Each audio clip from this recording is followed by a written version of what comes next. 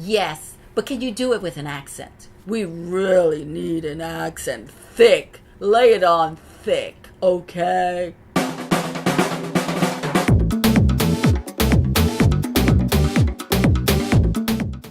When I first started acting, all the parts I went up for were considered stereotypes. The illegal alien, the gang leader, the rape victim, the maid, the illegal gang leader, maid, rape victim.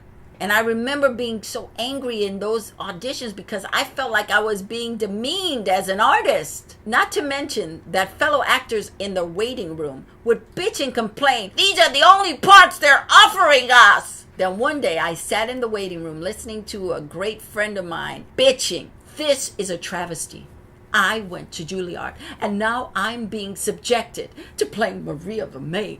Her complaint distressed me so greatly that I went into the room on fire. When the casting director asked me to do an accent, I went off. "This is my accent!" That poor casting director was so scared. Her eyes widened like, "Oh my God, is she gonna hit me?" Quickly, she thanked me and ushered me out the room. I foolishly left feeling victorious until later that night when my Juilliard acting friend called me to tell me she booked the job. I felt like someone had stabbed me in the back, but I was so stunned, the only thing I could do was congratulate her and wish her well on the set. But later that night, I had an enormous epiphany about being an actor. My job is not to belittle the character, but to take that part and make it my own with heart and soul and make the performance unforgettable. Because no matter what you say about stereotypes, those parts will always exist and they will always make money. Yes, from that night on, my idea of stereotypes changed forever. I see them as opportunities to take the role and put my stamp on it. Because if you do it right, the part will be award-winning.